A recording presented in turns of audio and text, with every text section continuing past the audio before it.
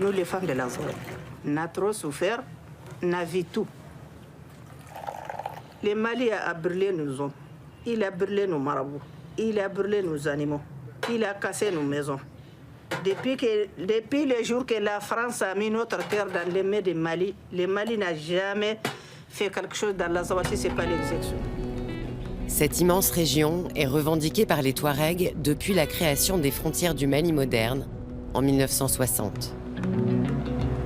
Les Touaregs appellent Azawad l'espace qui s'étend du fleuve Niger jusqu'à la frontière algérienne. En 2012, ils en ont proclamé l'indépendance. Les Touaregs vivaient d'élevage et de commerce. Après les grandes sécheresses des années 1970 et 80, beaucoup ont émigré dans les pays voisins. Ceux qui sont restés survivent par la débrouille, tournés vers l'Algérie dont ils consomment les produits arrivés en fraude. La ville est le symbole et le berceau des rébellions touaregs qui ont toujours contesté l'autorité du gouvernement central. La répression exercée par l'armée malienne a laissé des souvenirs cuisants dans presque toutes les familles. Le Mali a brûlé nos hommes, il a brûlé nos marabouts, il a brûlé nos animaux, il a cassé nos maisons. Il n'y a pas de développement, il n'y a que les militaires. Tant qu'un de nous vit, il va continuer la lutte jusqu'à la fin, Inch'Allah. Parce que, entre nous et le Mali, c'est tellement long.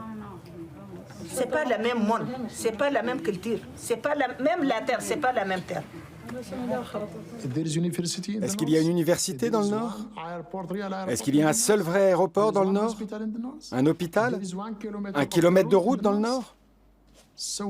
Où est le développement?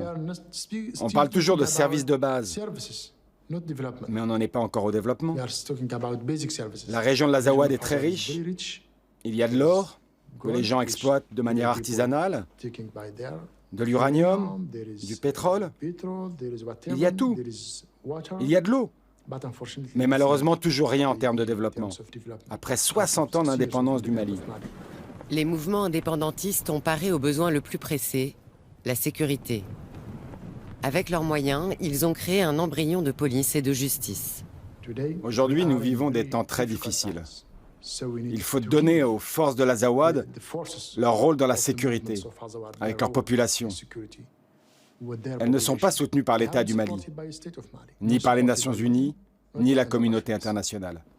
Personne parmi eux ne soutient nos actions dans la région.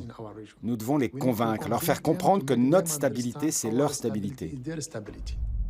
Cette force armée touareg a un ennemi pressant, l'État islamique, qui bâtit son califat en massacrant les populations touareg locales. Née d'une scission d'Al-Qaïda, l'organisation a prospéré, elle aussi, sur les conflits locaux. Nous sommes venus assister à une rencontre historique. Jusqu'en 2017, ces chefs touaregs et arabes se sont combattus à mort dans des camps opposés, les partisans de l'indépendance contre ceux du pouvoir central, sur fond de vieilles rivalités d'égos, de castes et de tribus. Aujourd'hui, ils sont tous ici pour affronter l'ennemi djihadiste commun. Pour imposer la dynamique d'union, il faut convaincre les combattants que les temps ont changé.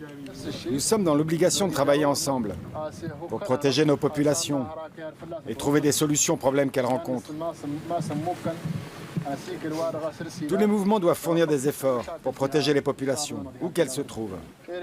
Il faut convaincre les indécis de nous rejoindre.